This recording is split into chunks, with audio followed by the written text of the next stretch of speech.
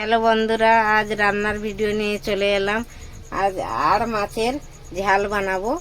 আর মাছটাকে নুন হলদি দিয়ে একটু তেল দিয়েছি, দিয়ে মেখে রেখেছি। তেলটা গরম হয়ে গেছে কড়া, এবার দিয়ে দেব মাছটাকে ভেজে নেব।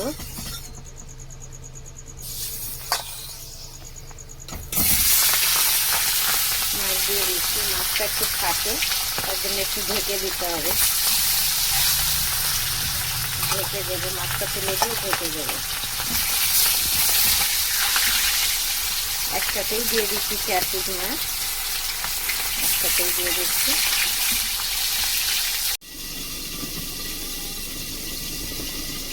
এই পেঁয়াজ কাঁচা লঙ্কা এটা পেকে গেছে, লঙ্কাটা 4 কোয়া রসুন নিয়েছি, একটু আদা নিয়েছি আর টমেটো দিয়ে এটাতে মিক্সিতে পিষে নেব।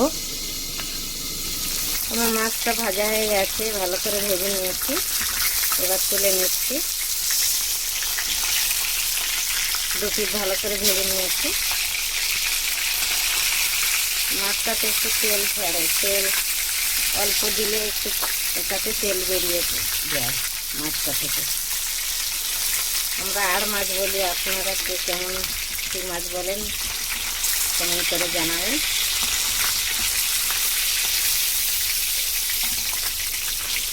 একটু কালো জিরে দিচ্ছে,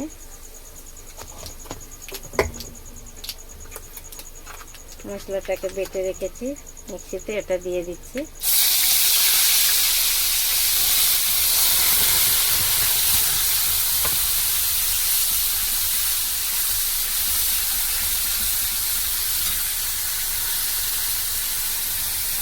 হলুদ গুঁড়ো, একটু ধনের গুঁড়ো দেবো,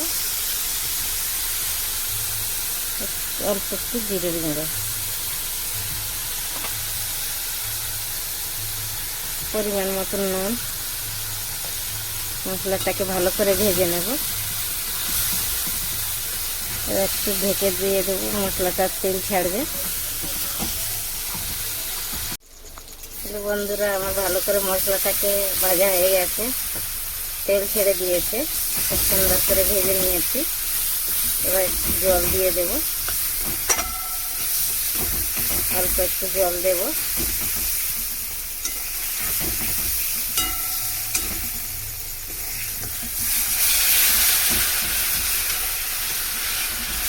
এটা ঝোল হবে না, একটু মাখা মাখা হবে গ্রেভিটা। একটু জল দেবো, আর জল দিয়ে দিচ্ছি। মাছটা ফুটবে তো ভালো করে, তার জন্য আর একটু জল দিয়ে দিলাম। একটু মাখা মাখা হবে। মাছও একসাথেই তুলে দিচ্ছি।